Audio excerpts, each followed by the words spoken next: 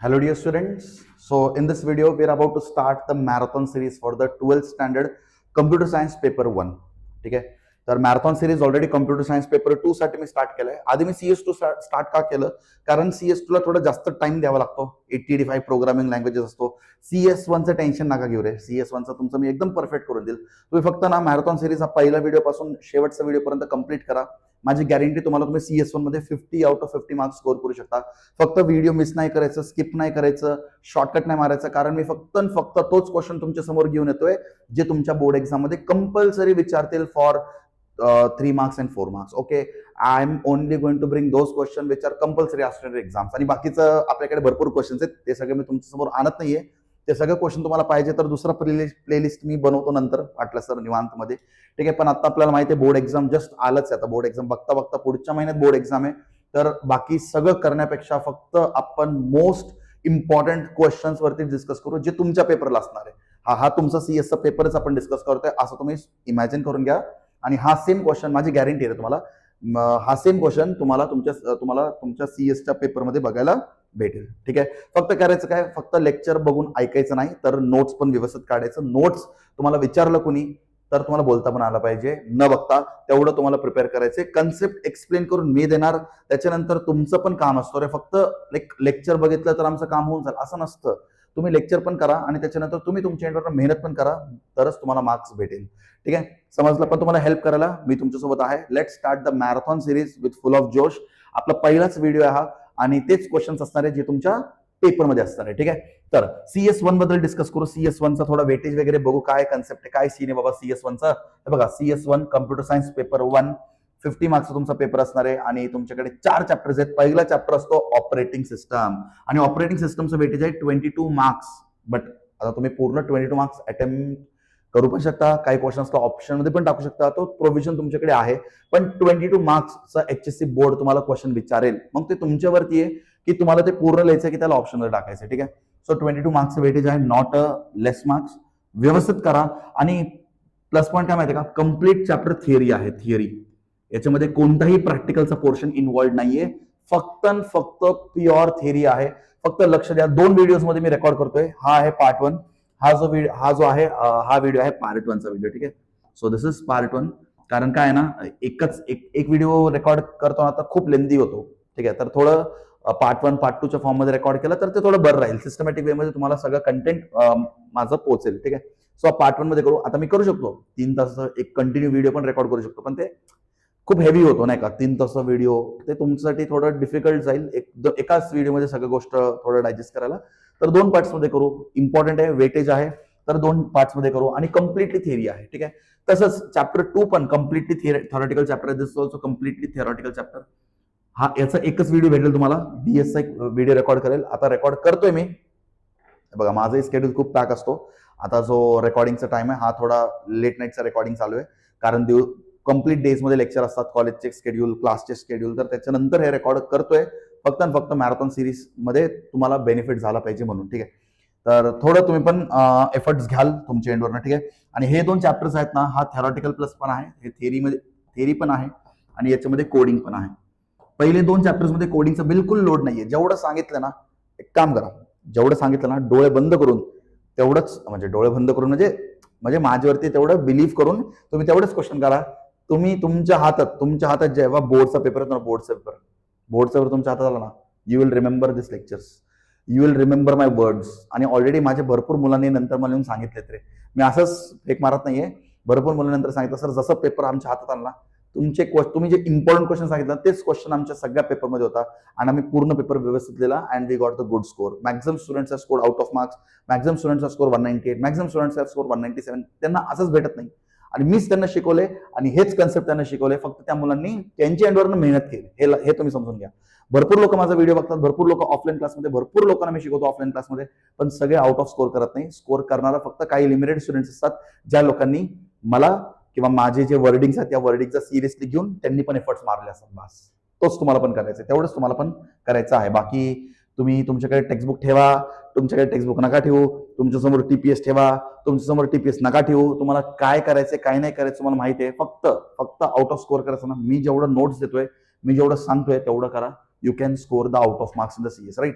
So now, without wasting any time, without wasting any more time, let's start the first chapter, part 1, operating system, which is having a weightage of 22 marks in your board exam and completely theoretical chapter.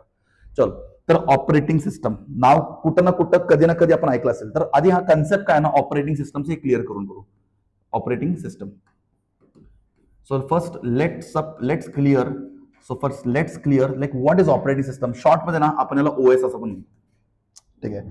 अजून तुम्हाला deep मध्ये सांगू, थोडं deep मध्ये सांगू, म्हणजे तुम्हाला पुढे कन्सेप्ट समजून घ्यायला अजून सोपं वाटेल.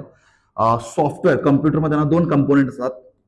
ऍक्च्युली कम्प्युटरमध्ये ना 3 गोष्टी असतात. कम्प्युटरमध्ये 3 गोष्टी असतात, सॉफ्टवेअर, हार्डवेअर आणि नेटवर्क.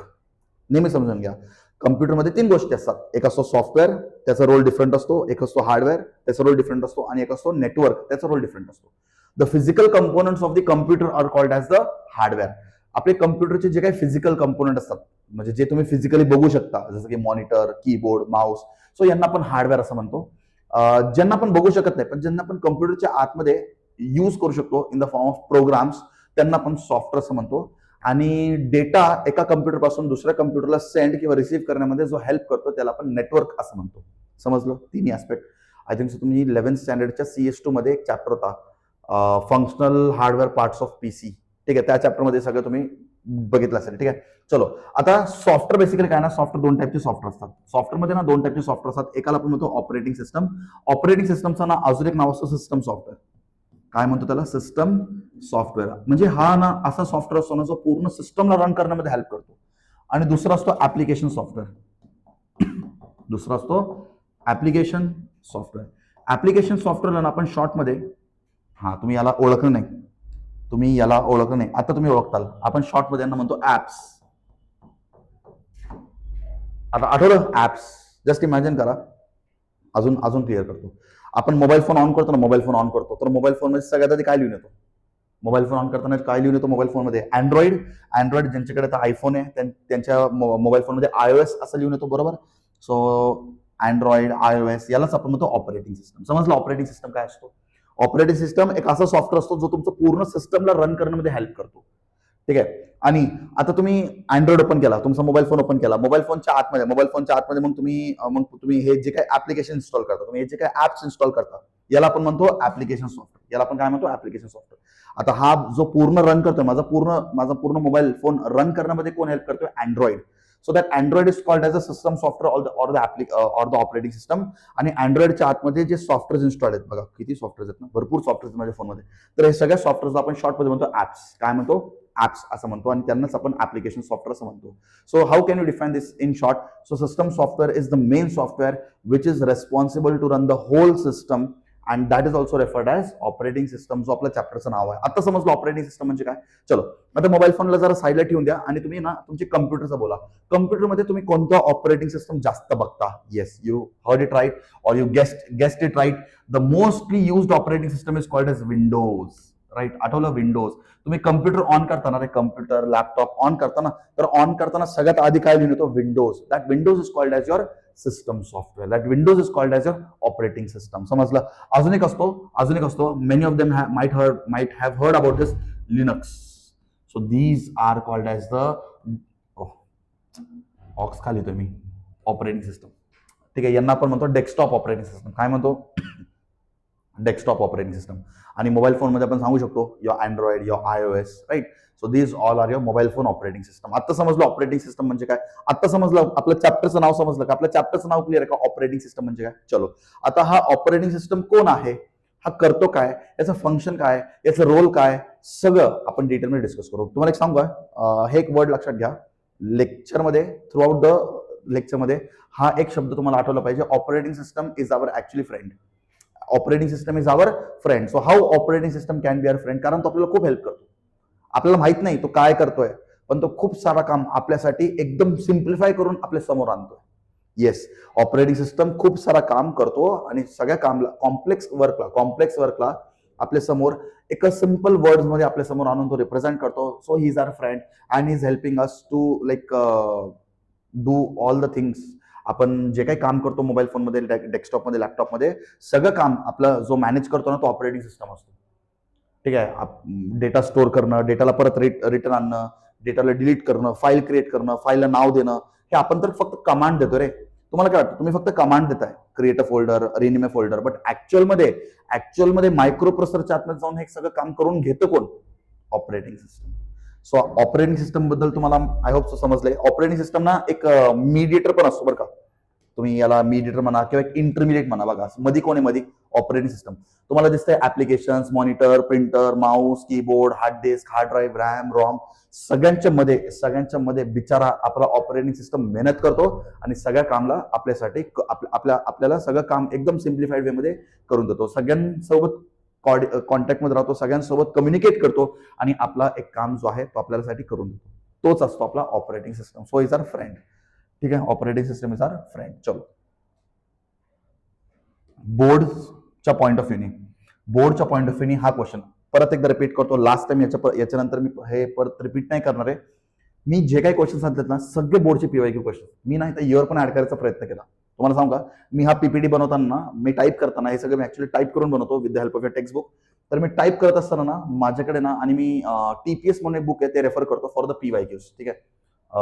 तर हा क्वेश्चन मी बघितलं किती वेळा आलाय. Okay, these many years it has been asked. You won't believe, माझ्याकडे जागा बसत नव्हतं. एवढा वेळा हा क्वेश्चन बोर्ड्समध्ये विचारलेले. सो म्हणून तुम्ही काढूनच टाकतो. म्हटलं मी स्टुडंट्सला डायरेक्ट व्हिडिओमध्ये ऍड करतो की many times very very important question for 3 marks. हा क्वेश्चन बोर्ड्समध्ये एवढा वेळा विचारला ना की माझा स्क्रीनमध्ये तो बसत नाहीये. एवढा वेळा हा क्वेश्चन बोर्ड्समध्ये 3 मार्क्सला विचारले. ठीक आहे, जेवढे क्वेश्चन्स मी सांगतो तेवढंच करायचं आणि तेवढं जायचं. तेच तुमचा पेपर आहे. ठीक आहे, चलो. What is operating system? Write its function. Many times this question has been asked in the board exam की ऑपरेटिंग सिस्टम ऍक्च्युअली आहे काय, बरोबर, आणि ऑपरेटिंग सिस्टमचे फंक्शन्स काय. चलो एक एक करून आपण पॉइंट्सला डिस्कस करायला स्टार्ट करू. चलो, so an operating system is a program. Which program or we can say operating system is a system software. आपण असं पण सांगू शकतो. आता सांगितलं तुम्हाला, अरे विसरले का, आता सांगितलं ना, सिस्टम सॉफ्टवेअर ऍप्लिकेशन म्हणजे operating system is also a system software, right? So application system is a system software which is also called as program. It is a system software which is also called as program which acts as an interface, or आपण सांगू शकतो intermediate सांगितलं झालं. Intermediate म्हणजे मधला person आहे. तो कुणाच्या मधला पर्सन आहे? इन इंटरमिडिएट और interface between whom? It is the interface or the intermediate between the user of the computer and the computer hardware. Yes, computer user आणि कम्प्युटर हार्डवेअरच्या मध्ये कोण असतो? ऑपरेटिंग सिस्टम असतो. एक छोटं एक्झाम्पल देतो, चला. भरपूर एक्झाम्पल्स रे, हे समजून घ्यायला. माझा मोबाईल फोनचा हार्डवेअर एक एक्झाम्पल घेऊ. स्पीकर. चलो, speaker. I am the user. आता हा माझा मोबाईल फोन आहे ना, तर माझ्या मोबाईल फोनसाठी मी कोण आहे? युजर. हे समजलं ना, माझ्या मोबाईल फोनसाठी मी आहे युजर. आता तुम्ही बघू शकता स्पीकर आहे, स्पीकर, बरोबर. आता मी as a user can I use the speaker directly? नाही, मी डायरेक्टली यूज नाही करू शकत स्पीकर. मी इनडायरेक्टली यूज करतो स्पीकर. कसं सांगतो मी तुम्हाला. ठीक आहे, आता माझ्या फोनमध्ये तर खाली तुम्हाला दिसतो स्पीकर आहे. आता मी स्पीकरला डायरेक्टली वापरू शकतो का? म्हणजे हा स्पीकर काय झाला, हा मोबाईल फोनचा एक हार्डवेअर आहे. सो मी युजर आहे. So user cannot use the hardware directly. परत रिपीट करतो, user cannot use the hardware directly. So आमच्यामध्ये एक असतो इंटरमिडिएट कॉल्ड एज अँड्रॉइड. आता अँड्रॉइडच्या आतमध्ये मला सांगा, अँड्रॉइडच्या आतमध्ये ना एक ऍप्लिकेशन असतो कॉल्ड एज स्पॉटीफाय. सगळ्यांना माहिती आहे ना स्पॉटीफाय. सो अँड्रॉइडच्या आतमध्ये एक सिस्टम ऍप्लिकेशन सॉफ्टवेअर असतो called as Spotify. So I am going to open the Spotify. So स्पॉटीफायला ओपन केल्यानंतर जो मला सॉन्ग प्ले करायचा तो सॉन्गला मी सिलेक्ट करणार. अच्छा, मी हे कमांड कोणाला देतोय? मी हे कमांड ऍक्च्युअली देतोय ऑपरेटिंग सिस्टमला. आणि ऑपरेटिंग सिस्टम त्याच्या खाली ठेवतो ऍप्लिकेशन सॉफ्टवेअरला. मग ऍप्लिकेशन सॉफ्टवेअर काय करतो? मग ऍप्लिकेशन सॉफ्टवेअर तो कमांड ऑपरेटिंग सिस्टम पर्यंत देतो आणि ऑपरेटिंग सिस्टम तो कमांड स्पीकरला देतो आणि स्पीकर म्हणून तो सॉन्ग प्ले होतो. समजलं का एक्झॅक्टली काम कसं होतं? तुम्हाला अजून थोडं सांगू डिटेलमध्ये, सांगू तर हे बघा कम्प्युटर हार्डवेअर. आताच तुम्हाला सांगितलं कम्प्युटर हार्डवेअर म्हणजे कोण? स्पीकर. युजर म्हणजे कोण? मी. युजर म्हणजे कोण? हा मी, बरोबर. सो मला स्पीकर वापरायचं तर मी डायरेक्टली वापरू नाही शकत. So I will give the message to Spotify. So Spotify is called as the application program. Spotify will give the message to the system, operating system, and operating system will make the use of the computer hardware called as speaker. मग speaker मध्ये गाणं play होतं.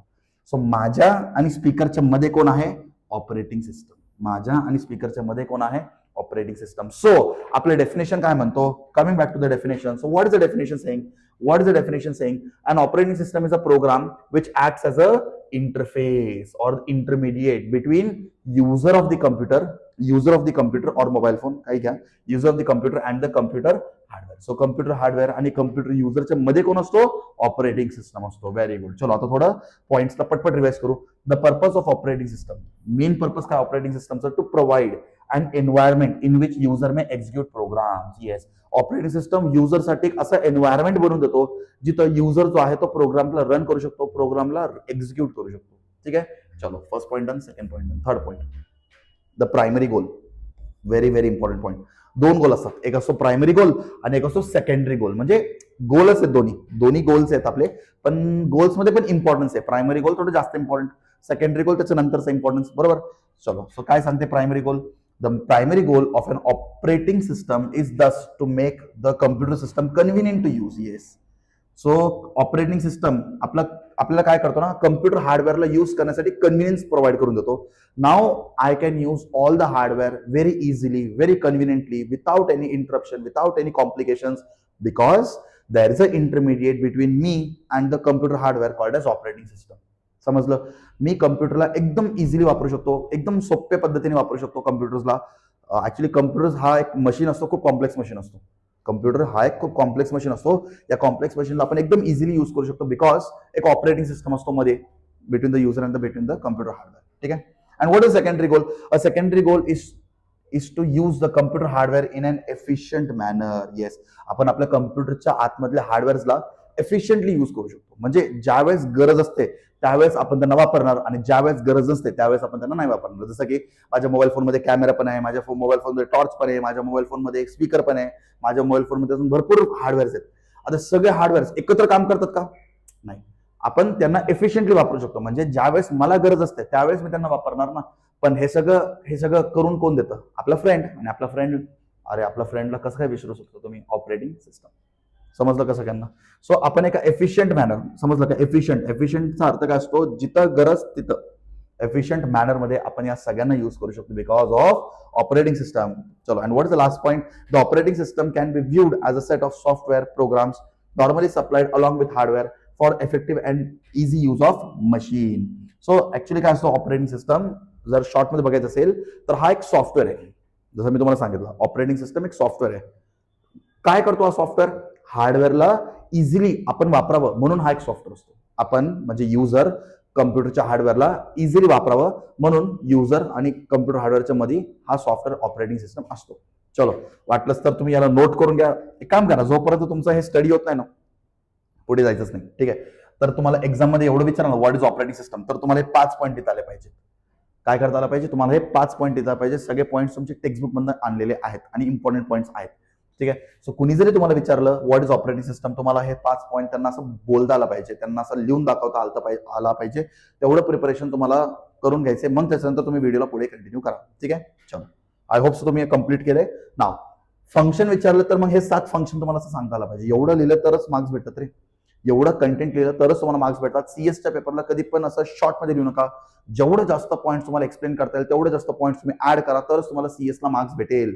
सीएसचा paper 50 मार्काचा असतो, पण असतो 3 तास. Logic काय? What is the logic behind दिस?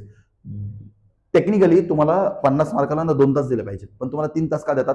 कारण कंटेंट खूप असतो सीएस मध्ये. सो एक्झामिनरचा एक्सपेक्टेशन पण तोच असतो की सीएसच्या मुलांनी मॅक्झिमम कंटेंट दिलं पाहिजे.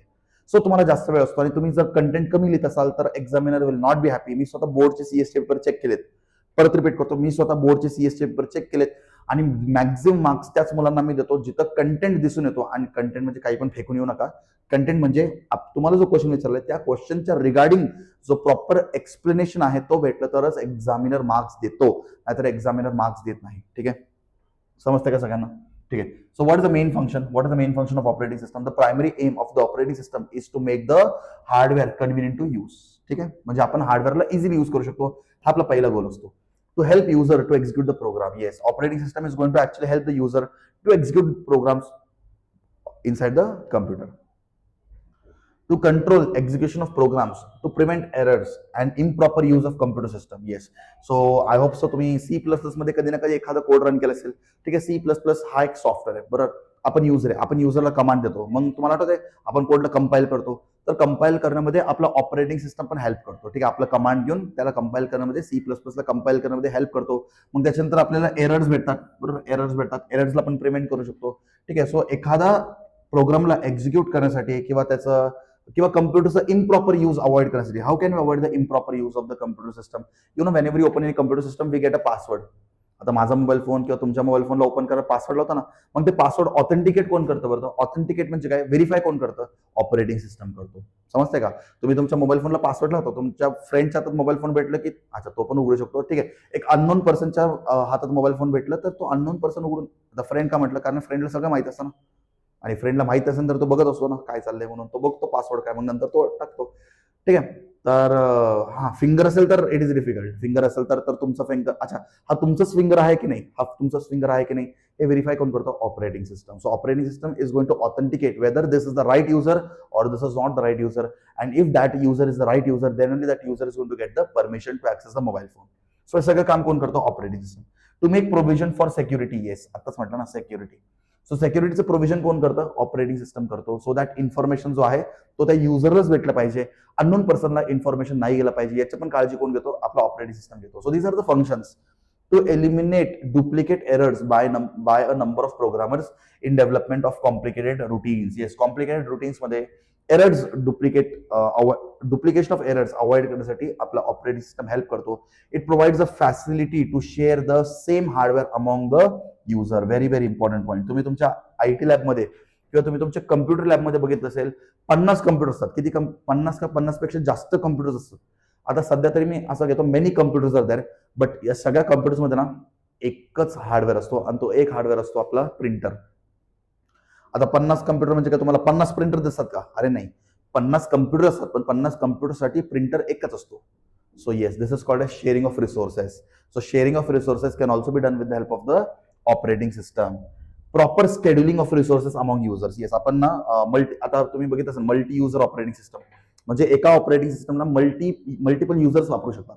That is called as multi user operating system. तर मल्टी युजर ऑपरेटिंग सिस्टम मध्ये ना सगळ्यांचे रिसोर्सेसला आपण प्रॉपर शेड्यूल करू शकतो प्रायोरिटीच्या अकॉर्डिंग. सो ज्या टास्कला प्रायोरिटी म्हणजे इम्पॉर्टन्स जास्त असतो तो टास्क आधी रन होतो, आणि ज्या टास्कला प्रायोरिटी कमी असतो तो टास्क नंतर रन होतो. ठीक आहे, so these are the functions of operating system. A very important question for 3 marks has been completed. हे पण तुम्हाला मी सांगितलं, operating system is the intermediate or the interface between the computer user and the computer hardware. ठीक आहे, चलो एक example दिलं तुम्हाला स्पॉटिफायचं, त्याच्यावरून तुम्हाला समजत असेल हा ऑपरेटिंग सिस्टम काय करतोय नेमकं. ठीक आहे, चलो पटकन एकदा सांगा बरं मला. ऑपरेटिंग सिस्टम म्हणजे तुमच्या मोबाईल फोनमध्ये अँड्रॉइड, ऍप्लिकेशन सॉफ्टवेअर म्हणजे स्पॉटिफाय, हार्डवेअर म्हणजे स्पीकर, युजर म्हणजे तुम्ही. आता तुम्ही याला रिलेट करू शकता मी काय म्हणतोय आणि ऑपरेटिंग सिस्टम काय. आता समजलं. सांगितलं होतं का तुम्हाला असं कॉलेजमध्ये एक्झाम्पल घेऊन?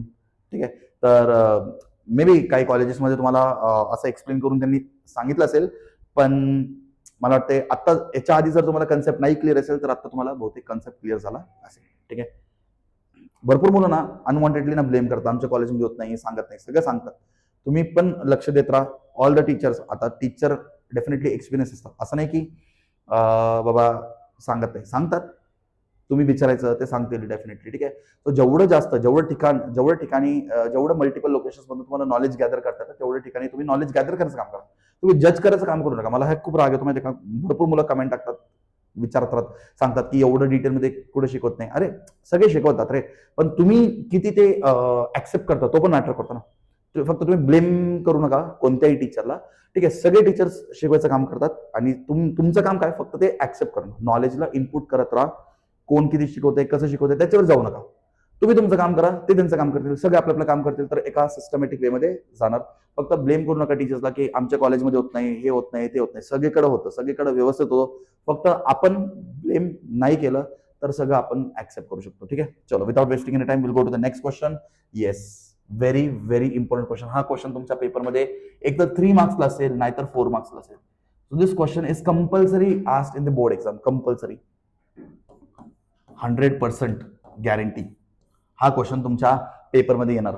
आणि नाही आलं तर तुम्ही नंतर तुमच्या पेपर नंतर ना व्हिडिओ सेक्शन कमेंट सेक्शन मध्ये आणि हा टाइम स्टॅम्प मेन्शन करा, तुम्ही कमेंट टाकत राहा, सर तुम्ही जो क्वेश्चन सांगितला हा क्वेश्चन बोर्ड एक्झाम मध्ये आलाच नाही. असं होऊ शकत नाही. एकतर हा क्वेश्चन सेम येणार, नाहीतर तुम्हाला 3 सर्व्हिसेस असतात ऍक्च्युली, तर दिले त्यांनी सर्व्हिसेस. ऐकून घ्या, नंतर डायरेक्ट इन कमेंट मारू नका, थांबा, ऐकून घ्या. एक तर क्वेश्चन असं येणार, नाहीतर या 3 सर्व्हिस असतात. एक असतो तुमचा इन्फॉर्मेशन मॅनेजमेंट, एक असतो तुमचा प्रोसेस मॅनेजमेंट आणि एक असतो मेमरी मॅनेजमेंट. जर असं क्वेश्चन नाही विचारलं ना, तर या एका याच्यावरती पण 3 मार्काला क्वेश्चन विचारतात. They may only highlight information management for 3 marks. Question असा पण येतो, what is operating system, explain the information management service in operating system in detail. असं पण क्वेश्चन येतो. पण जर क्वेश्चन असा आला, what is operating system, what is operate, तर तुम्हाला हे लिहिता आलं पाहिजे. व्हॉट इज ऑपरेटिंग सिस्टम म्हटलं की तुम्हाला एवढं लिहिता आलं पाहिजे. आणि मग इन्फॉर्मेशन मॅनेजमेंटचा मी पॉईंट तुम्हाला आज पुढे देतो. ठीक आहे, एकतर पूर्ण विचारलं तर 4 मार्क्स, आणि या 3 पैकी एक विचारलं तर 3 मार्क्स. समजलं. चलो, so what are the 3 main areas in which operating system divides its services. Operating system आपल्याला 3 सर्व्हिस देतो.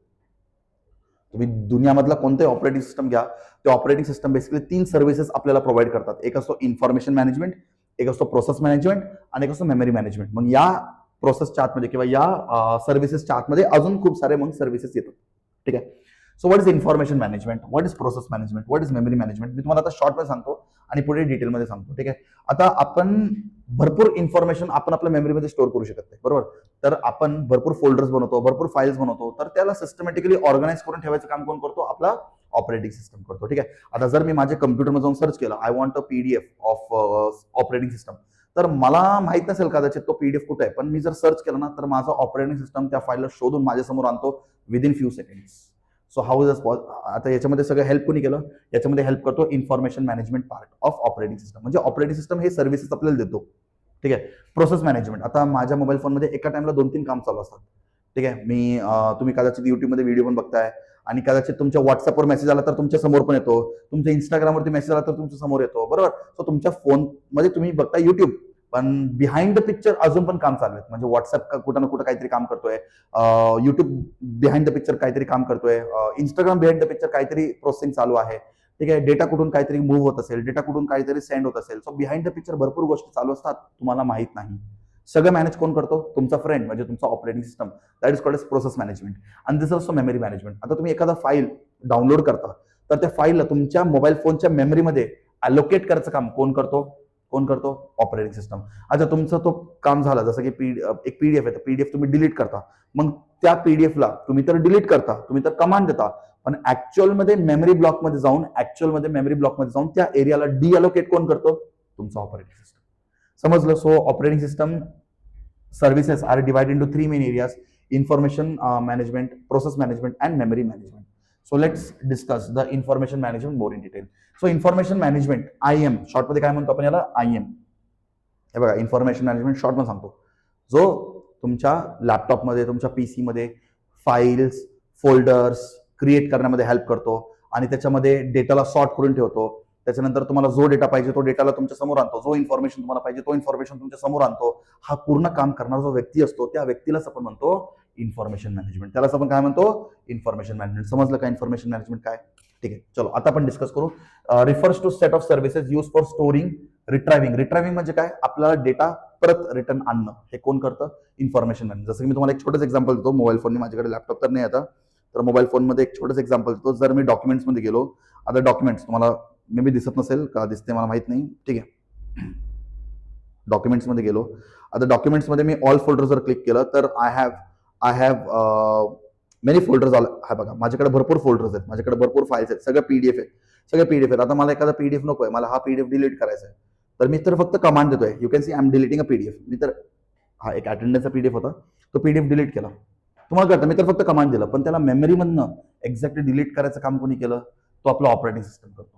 ठीक आहे, एक काम करा, मला एक फोल्डर बनायचं, I want to make a folder. So you can see a pencil option. So मी इथून एक फोल्डर बनवू शकतो, ठीक आहे, I can make a folder.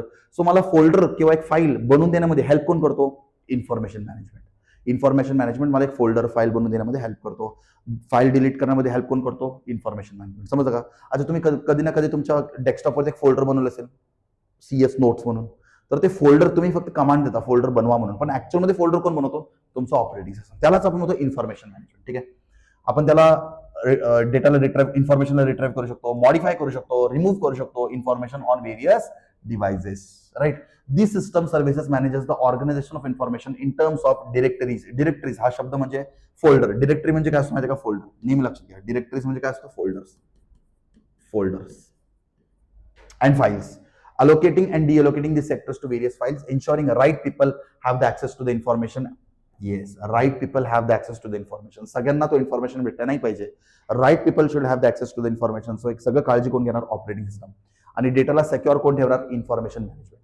So information management is a part of operating system which is going to help to create the data, to delete the data, to modify the data, to sort the data, to find out some data, right? So information, data, information हे help म्हणजे हे तुमच्यापर्यंत आणण्याचं काम कोण करतो? Information management.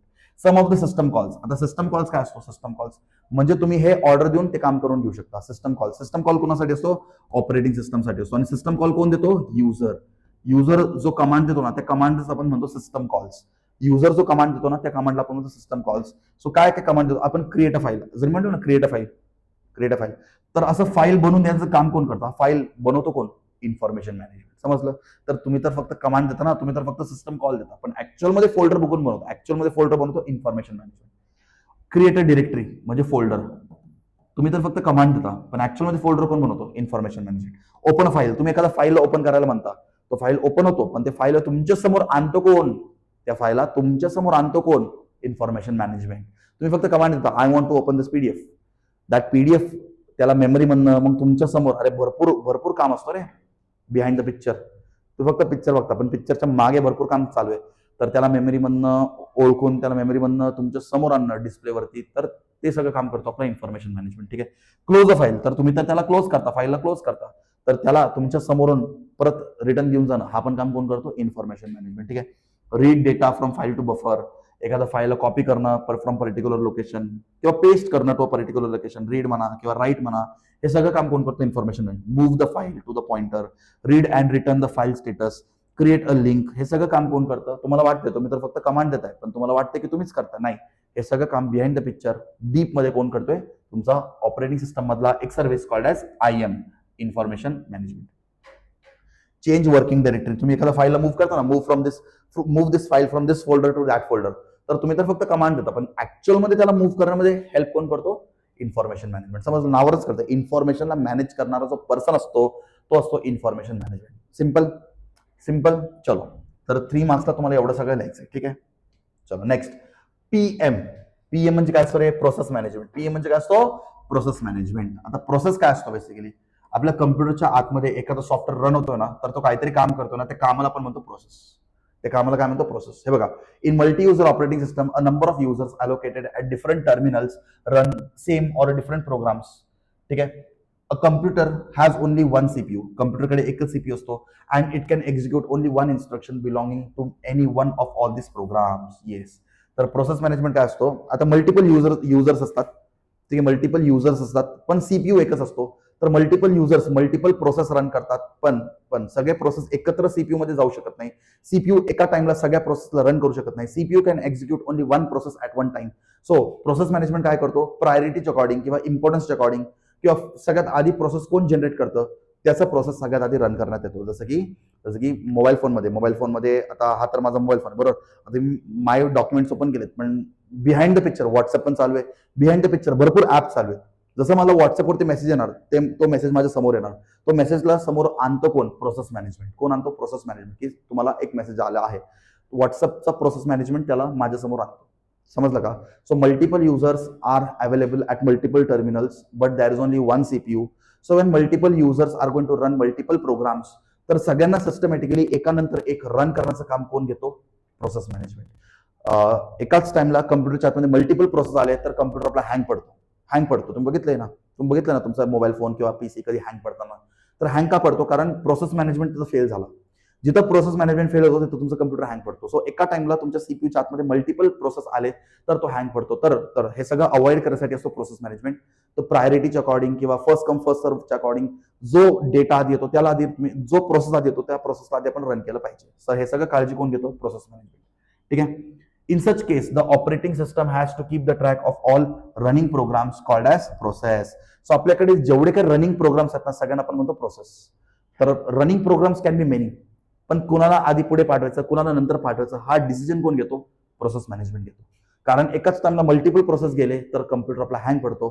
तर हा डिसिजन घेतो कुणाला आधी पाठवायचं कुणाला नंतर पाठवायचं. समजा मी एखादा टास्क दिले आणि सॉफ्टवेअरमधून एखादा टास्क आला तर माझा टास्क आधी रन होतो because I am the user. Priority मला असेल ना, प्रायोरिटी मला असेल. ठीक आहे. Operating system has to schedule all process and will have to dispatch them run and execute one after the another. Yes, operating system म्हणजे process management काय करतो, एकानंतर एक एका प्रोसेसला पाठवतो आणि त्यांच्याकडनं काम सीपीयू कडनं काम करून घेतो. सीपीयूच्या आतमध्ये ऍक्च्युअल एक्झिक्युशन होतो. सो प्रोसेस मॅनेजमेंट एक एक करून आतमध्ये पाठवतो, काम करून घेतो, रिझल्ट देतो. इनपुट घेणार, वेट करणार, एकाचं काम झालं दुसऱ्याला पाठवणार, आउटपुट येणार, त्याला पुढे पाठवतो. सो प्रोसेस मॅनेजमेंट बेसिकली हा काम करतो. You can relate process management with the help of example of traffic police officer. तो माहिती आहे, तुम्ही कधीतरी सिटीमध्ये गेलात ना, तर तुम्ही सिटीमध्ये मेन सिग्नलला traffic police officer, that is a traffic police officer. तो काय करतो, एका साईडला म्हणतो वेट, तो म्हणतो हा चला तुम्ही चला, मग हा जो प्रोसेस आहे हा निघतो. प्रोसेसच्या फॉर्ममध्ये तुम्ही रिलेट करा. थांबवलं ना, आता ट्रॅफिक पोलीस ऑफिसरचा रूल तर व्हायलेट नाही करणार. So operating system is behaving like a traffic police officer. So बाकीच्यांना थांबवणार आणि एका रोला पाठवणार. मग हा रो झाला तर मग यांना थांबवणार, मग दुसऱ्या रोला पाठवणार. सो असं काम कोण करतो, प्रोसेस एक नंतर एक प्रोसेस एक्झिक्यूट झाला पाहिजे याची काळजी कोण घेतो, आपला प्रोसेस मॅनेजमेंट घेतो. ठीक आहे. चलो, सो ऑपरेटिंग आता मला वाटतं तुम्हाला हे समजलं असेल. ठीक आहे. Last point, by doing so it gives impression to the user that he has full control of the CPU. आता तुम्हाला वाटतं की तुम्ही सीपीयूवर कंट्रोल करताय, पण तुमचं कंट्रोल काहीच नाही सीपीयू वरती. सीपीयूला कंट्रोल कोण करतोय, प्रोसेस मॅनेजमेंट. ठीक आहे. चलो, आणि तिसरा असतो आपल्याकडे memory management. Yes, memory management. ठीक आहे. आता मी एखादा डेटा कम्प्युटरच्या मध्ये कॉपी करतोय, तर त्याला मेमरी ब्लॉक्समध्ये जाऊन मेमरी ब्लॉकमध्ये जाऊन त्याला स्टोअर करण्याचं काम कोण करतो, ऑपरेटिंग सिस्टम मधला मेमरी मॅनेजमेंट. याला आपण म्हणतो ॲलोकेशन. याला आपण काय म्हणतो, ॲलोकेशन. सो डेटाला एक्झॅक्टली युजरकडनं घेऊन मेमरीमध्ये स्टोअर करायचं काम कोण, म्हणजे त्या प्रोसेसला आपण म्हणतो ॲलोकेटिंग द डेटा म्हणतो किंवा ॲलोकेशन म्हणतो. आता हे ॲलोकेशनचं काम कोण करतो, आपण करतो का आपण एक्झॅक्टली मेमरीमधून सांगतो का या मेमरी लोकेशनमध्ये हा डेटा स्टोअर झाला पाहिजे, आपल्याला लुकआउटच नाहीये. हे सगळं कोण करतो, हे सगळं करतं मेमरी मॅनेजमेंट. दिस ऑल थिंग्स ॲलोकेशन, डिअलोकेशन, डेटाला मेमरीमध्ये स्टोअर करणं, मेमरीमधनं डेटाला डिलीट करणं, हे सगळं काम आपला मेमरी मॅनेजमेंट ऑपरेटिंग सिस्टम मधला करतो. समजलं. चलो, द सर्व्हिसेस आपण तर फक्त कमांड देतो की कुठं स्टोअर करायचे, कोणत्या लोकेशनला स्टोअर करायचे. मग एक्झॅक्टली आपल्या मेमरीमध्ये स्टोअर करण्याचं काम कोण करतो, आपला ऑपरेटिंग सिस्टम करतो.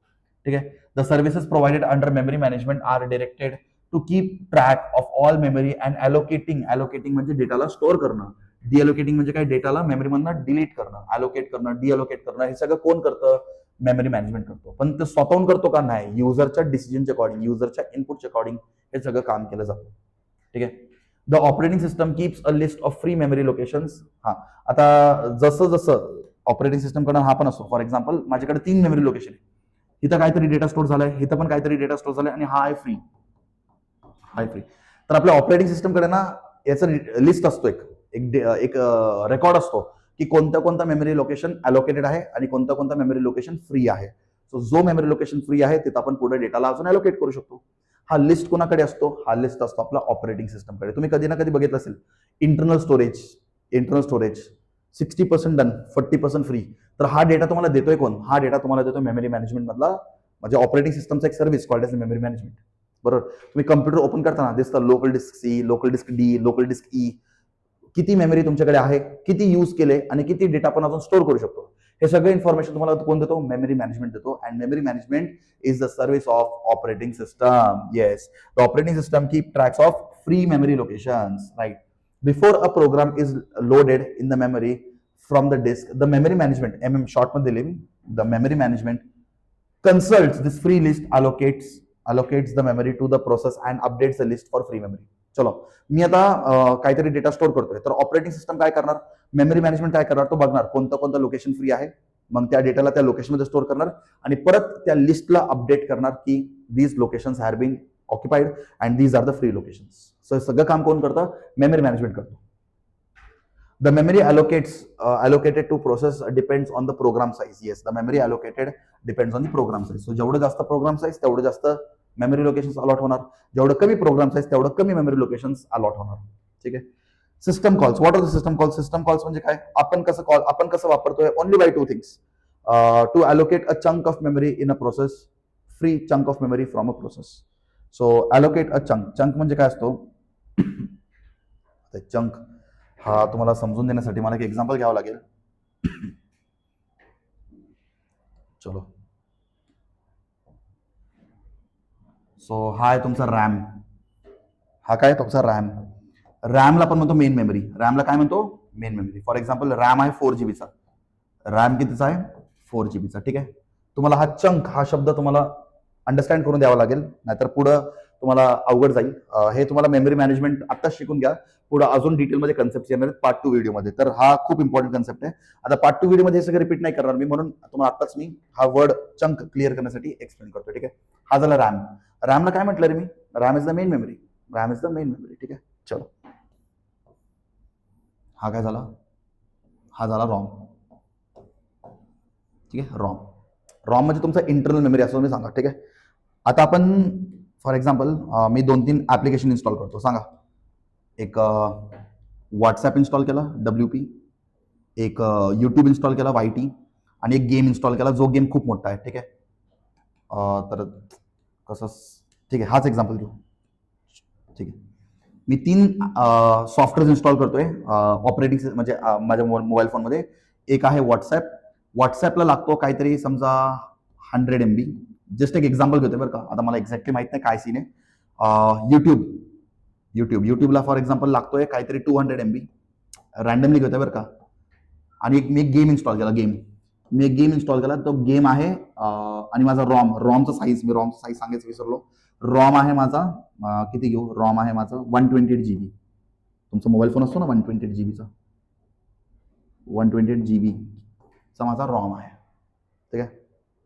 आणि माझा गेम जो आहे तो गेम पण काहीतरी साईज असेल. फॉर एक्झाम्पल तो गेम आहे 1 GB चा. ठीक आहे. चलो, हा तर माझा इंटरनल स्टोरेज झाला. हा काय झाला? इंटरनल स्टोरेज म्हणजे रॉम. ठीक आहे. आता बरोबर. हा, आता मी माझ्या फोनमध्ये व्हॉट्सअप ओपन करतो ना, व्हॉट्सअप ओपन करतो तर होतो काय माहिती आहे का? हा व्हॉट्सअप जो 100 MBचा ना, त्याला आधी रॅम मध्ये यावं लागतो. जोपर्यंत तुमचं ऍप्लिकेशन रॅम मध्ये लोड होत नाही तोपर्यंत तो काम करत नाही किंवा तुमच्या समोर दिसणार नाही. सो ऍप्लिकेशन आधी रॅम मध्ये लोड होतो, मग तो तुमच्या समोर दिसतो आणि मग तुम्ही त्याला युज करू शकता. त्याच्यानंतर तुमचं काम झालं, तुम्ही काय करता? असं साईडला एक बटन असतो, त्याला क्लिक करून त्याला स्वॅप करता.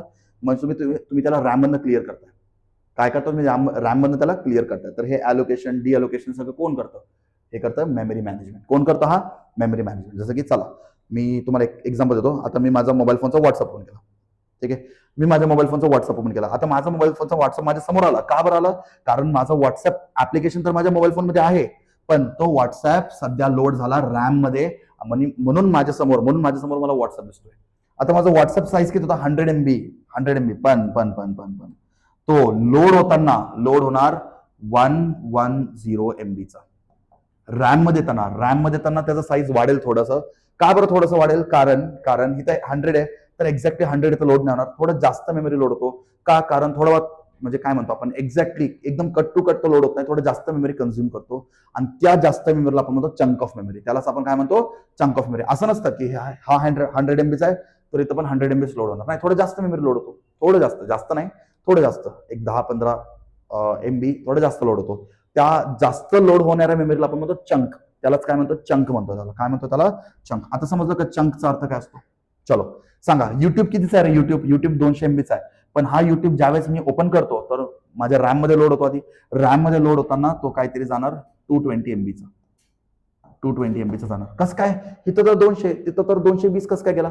Chunk of memory. थोडं मेमरी जास्त घेतो. सो आपलं ऑपरेटिंग म्हणजे आपला सॉफ्टवेअर तो हँग पडत नाही. हा, ते पण सांगतो जास्त का घेतो. चंक ऑफ मेमरी का जातो? कधी कधी तुम्ही बघत असाल की तुमचा व्हॉट्सअप हँग पडतो. कधी दिस ऍप्लिकेशन हॅज स्टॉप रेस्पॉन्डिंग, असे एरर्स तुम्हाला भेटतात ज्यावेळेस चंक ऑफ मेमरी कमी लोड होतो. सो जेवढं जास्त मेमरी लोड होतो रॅम मध्ये तेवढं जास्त ऍप्लिकेशन व्यवस्थित चालतो. सो हा चंक ऑफ मेमरी थोडा इम्पॉर्टंट असतो ऍप्लिकेशन्सला रन करण्यासाठी. ठीक आहे. समजलं का चंक ऑफ मेमरी? तर हा चंक ऑफ मेमरीला अलोकेट कोण करतो बरं? अच्छा, हे सगळं मी तुम्हाला सांगितलं, पण हे सगळं तुमच्या मोबाईल फोनमध्ये ऍक्च्युअल मध्ये करतो कोण? Memory management. कम्प्युटरमध्ये कोण करतो? Memory management. तर याला इथं लोड करायला चंक ऑफ मेमरी किती लोड होणार हे सगळं डिसाईड कोण करणार? आपला मेमरी मॅनेजमेंट. चलो, आता मी काय करतो? माझ्या मोबाईल फोनमध्ये व्हॉट्सअपचं काम झालं. हे बघा, व्हॉट्सअपचं काम झालं. मी असं व्हॉट्सअपला क्लिअर करतो ना. हे बघा, मी असं व्हॉट्सअपला क्लिअर करतो म्हणजे माझा व्हॉट्सअप रॅम मधनं गेला. आता माझा व्हॉट्सअपला रॅम मधनं काढलं. याला पण म्हणतो डिअलोकेशन. याला काय म्हणतो? डिअलोकेशन. हा डिअलोकेशन करतो कोण? मी तर फक्त कमांड दिला असं. पण ऍक्च्युअल मध्ये त्याला रॅम मधनं बाहेर काढणार कोण? ऍक्च्युअल मध्ये काढणार कोण? तर हा असतो. कोण असतो तो असतो आपला मेमरी मॅनेजमेंट. कोण असतो तो? Memory management. I hope so तुम्हाला या एक्झाम्पलने समजलं असेल what is ROM, what is RAM, what is chunk of memory, what is memory management, हे सगळं तुम्हाला समजलं असेल. आता मी जे तुम्हाला असं सांगितलं, मी हे जर सगळं तुम्हाला कसं पटवून दिलं, हे सगळं काम आपलं ऑपरेटिंग सिस्टम करतो. समजलं का ऑपरेटिंग सिस्टम कसं काम करतो? ठीक आहे, चलो. So we have completed a very very important question. हा खूप खूप इम्पॉर्टंट क्वेश्चन आहे आणि मी तुम्हाला सांगितलं 100% क्वेश्चन तुमच्या पेपरमध्ये असणार. चलो next. What is a file system? Yes, चलो. आता मेमरी बद्दल आपण डिस्कस केलं, पण मेमरीच्या आतमध्ये काय असतं नेमकं? मेमरीच्या आतमध्ये डेटा कसं स्टोअर होतो हे सगळं आपण आता थोडं डिटेलमध्ये डिस्कस करूया. ठीक आहे.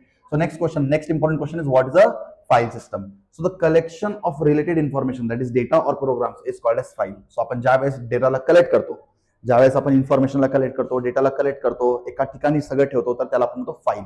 आणि भरपूर फाईल्सला आपण एकत्र ठेवलं तर त्याला फोल्डर म्हणतो. ठीक आहे. काय म्हणतो? फोल्डर. आठवतं ना सगळ्यांना? ठीक आहे, बेसिक्स आहे. ठीक आहे. Each file has a specific name. प्रत्येक फाईलला एक नाव असतो which is use to refer to that file. जसं की this PC, documents, downloads, recycle bin, बरोबर. तर सगळ्या फाईलला काहीतरी एक नाव असतो आणि त्या नावाने आपण त्यांना ओळखतो, बरोबर. For convenient use of the computer system, the operating system provides a uniform logical view of information storage. हा, आपल्याला कन्फ्युजन नाही झालं पाहिजे म्हणून ह्या सगळ्यांचा स्टोरेज एकत्र आपल्याला दिसतो, पण ऍक्च्युली यांचा सगळ्यांचा स्टोरेज डिफरंट असतो मेमरीमध्ये. हो, या सगळ्यांचा स्टोरेज आपल्या मेमरीमध्ये डिफरंट असतो, पण आपल्याला कन्फ्युजन नाही झालं पाहिजे म्हणून आपलं ऑपरेटिंग सिस्टम त्यांना एकत्र दाखवतो. ठीक आहे, चलो. The operating system manages mass storage device to implement the abstract concept of file. So mass स्टोरेजला तो ऍबस्ट्रॅक्ट म्हणजे आपल्या समोर एक सिम्प्लिफाईड वे मध्ये दाखवतो. The operating system maps files to physical devices such as tapes और डिस्क. येस, ऑपरेटिंग सिस्टम काय करतो? डेटाला टेप किंवा डिस्क मध्ये स्टोअर करायचं काम करतो. टेप तर आपण खूप रेअर वापरतो, पण डिस्क आपण वापरतो. हार्ड डिस्क आठवतोय? Hard disk. येस. सो आपला डेटा एक्झॅक्टली स्टोअर कुठे होतो? हार्ड डिस्क मध्ये स्टोअर होतो. तर आपला डेटा हार्ड डिस्क मध्ये एक्झॅक्टली स्टोअर कोण करतोय? Operating system. कोण करतोय? Operating system. Using various data structures, the file system in information management allows to define files and directories and deallocate the disk space for each file. आता हे सगळं होण्यामागे ना भरपूर अल्गोरिदम असतात. ठीक आहे. भरपूर डेटा स्ट्रक्चर असतात. म्हणजे कोणता डेटा कसं स्टोअर होणार? आपल्याकडे ॲरे असतो, आपल्याकडे लिंक लिस्ट असतो, आपल्याकडे स्टॅक असतो. हे सगळं ऑपरेटिंग सिस्टमच्या आतमध्ये असतो. ठीक आहे. तर आपला ऑपरेटिंग सिस्टमला हे सगळं डिसिजन घेतो की डेटाला मी कसं स्टोअर करणार, कोणत्या फॉर्मॅटमध्ये स्टोअर करणार, कसं स्टोअर केलं तर युजरला डेटा मी परत पटकन इझिली देऊ शकतो. हे सगळं विचार कोण करतो? Operating system. आणि ऑपरेटिंग सिस्टमकडे भरपूर अल्गोरिदम असतात, भरपूर डेटा स्ट्रक्चर असतात. या सगळ्यांचा वापर करून आपल्या डेटाला एका सिस्टमॅटिक वे मध्ये आपला ऑपरेटिंग सिस्टम आपल्याला स्टोअर करून देतो. समजलं का सगळ्यांना? ठीक आहे, चलो. हे बघा, there are two types of file system. दोन प्रकारचे फाईल सिस्टम. आता हे बघूनच तुम्हाला समजतं. याला आपण म्हणतो टेप सिस्टम आणि याला आपण म्हणतो disk based system. This is called as a tape system. याला आपण म्हणतो टेप सिस्टम. ठीक आहे. आणि याला आपण म्हणतो डिस्क बेस्ड सिस्टम.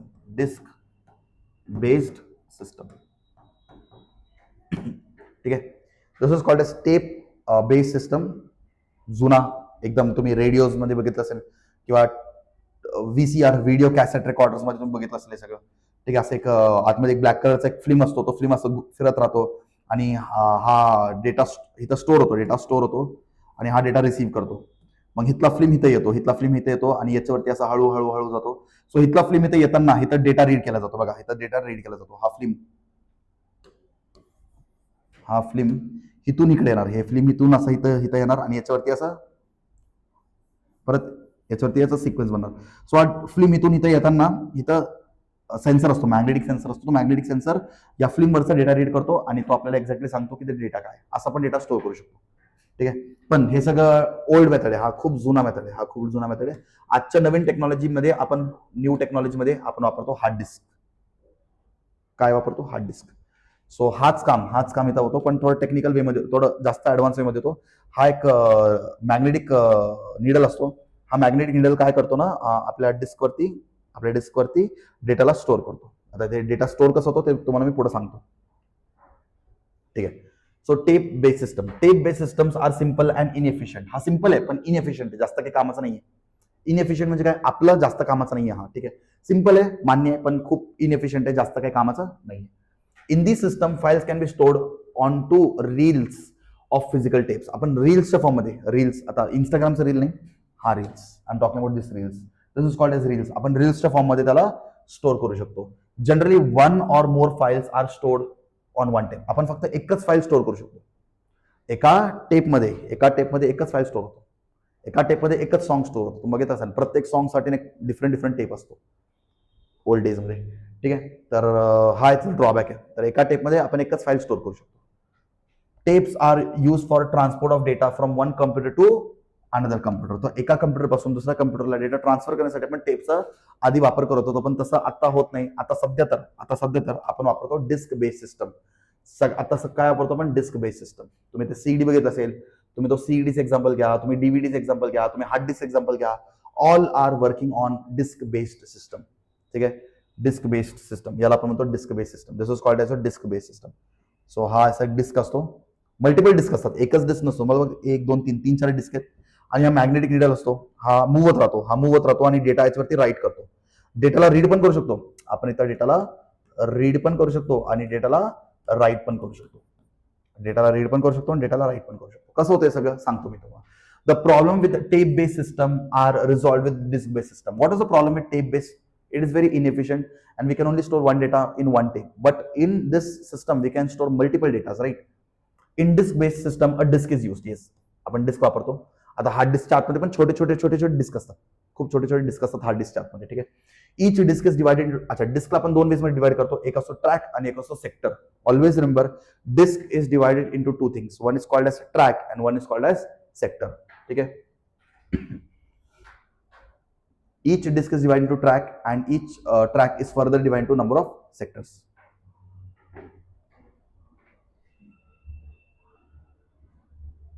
ठीक है, so each disk is divided into tracks and each track is further divided into sectors.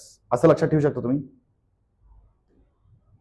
each disk is divided into tracks. तुम्हाला एक छोटंसं एक्झाम्पल देतो. असं एक सर्कल घेऊ आपण. आता हे तर आपलं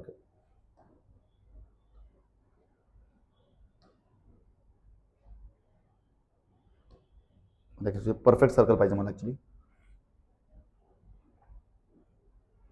ठीक आहे, एक छोटंसं सर्कल ड्रॉ करतो, पण परफेक्ट सर्कल ड्रॉ करतो.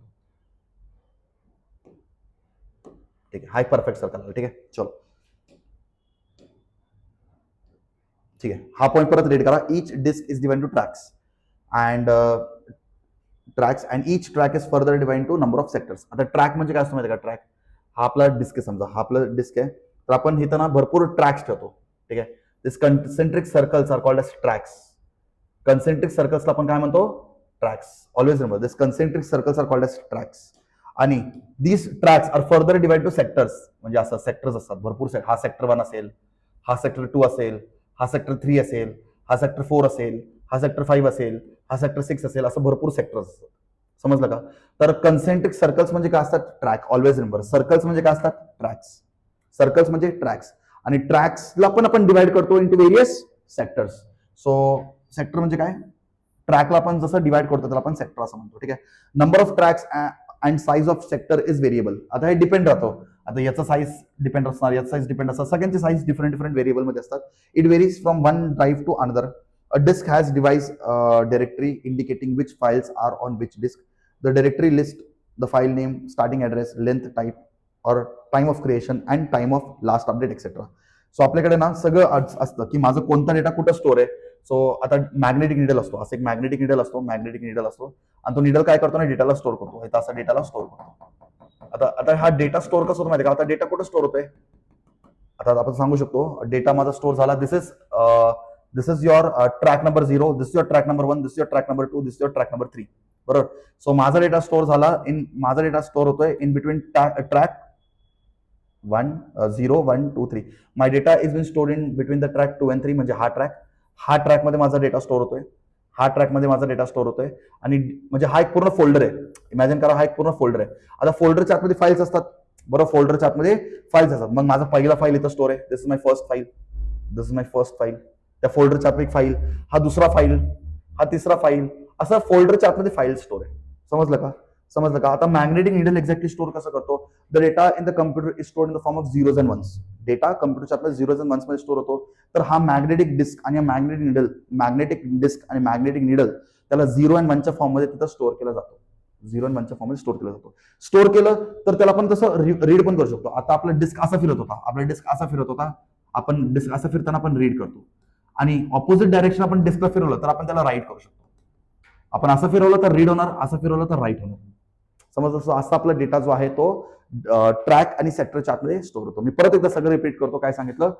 डिस्कमध्ये 2 गोष्टी असतात. कन्सेंट्रिक सर्कल्सला आपण म्हणतो ट्रॅक, आणि ट्रॅकला आपण फर्दर डिवाइड करू शकतो into various areas, and that areas are called as sectors. ठीक आहे. तर for example track 0, track 1, track 2, track 3 असे भरपूर ट्रॅक्स असतात. मी तर खूप कमी ड्रॉ केले, असे भरपूर ट्रॅक्स असतात, भरपूर सेक्टर्स असतात. तर माझा डेटा सध्या स्टोअर आहे इन बिटवीन ट्रॅक 2 आणि 3. म्हणजे हा झाला एक फोल्डर, हा झाला एक डिरेक्टरी. आता फोल्डरच्या आतमध्ये मल्टिपल फाईल्स असतील ना, मग तो स्टोअर हो ना एका सेक्टरच्या आतमध्ये, समजलं कसा डेटा स्टोअर होतो. ठीक आहे. चलो, सो मी तुम्हाला एकदम डिटेलमध्ये एक्सप्लेन करायचा प्रयत्न केला. ठीक आहे. नाही समजलं तर थोडं हे इमेजला परत एकदा बघा आणि समजून घ्या. ठीक आहे. सॉरी, हा स्लाइड परत रिपीट झालाय. हा, चलो, एक्झामला क्वेश्चन कसा येतो. आता हे खूप कमी आहे, पण हा क्वेश्चन खूप वेळा विचारले. These are very less, but this question has been asked many times in board exam. आता हे तुम्हाला ट्रॅक्स आणि सेक्टरचं तुम्हाला explain the following terms in case of magnetic disk. Disk बद्दल तुम्हाला काही टर्म्स विचारतात, जसं की ट्रॅक आणि सेक्टर काय असतो, सीक टाइम काय असतो, ट्रान्समिशन टाइम काय असतो, लेटेन्सी आणि रोटेशनल डिले काय असतो. म्हणजे मॅग्नेटिक डिस्क बद्दल तुम्हाला सगळं पॉईंट्स एक्सप्लेन करता आलं पाहिजे. These all points are related to magnetic disk, and if 3 things are asked it can come for 3 marks, and if 4 things are asked then this question comes for 4 marks. खूप simple आहे. बघा, आता मला सांगा. हा, हे बघा, चांगलं झालं, हा इमेज आला. मी हेच तुम्हाला ड्रॉ करून एक्सप्लेन करायचा प्रयत्न करत होतो. सो हे सर्कल्स जे असतात, या सर्कल्सला आपण म्हणतो ट्रॅक. काय म्हणतो? ट्रॅक. अच्छा, मी तुम्हाला उलट सांगितलं बरं का थोडं. सगळ्यात बाहेर जसं ना त्याला आपण ट्रॅक 0 म्हणतो. असं करत आपण भरपूर ट्रॅक असतात आपल्याकडे 179 ट्रॅक पर्यंत आपण जाऊ शकतो. म्हणजे इमॅजिन करा किती ट्रॅक्स असतात.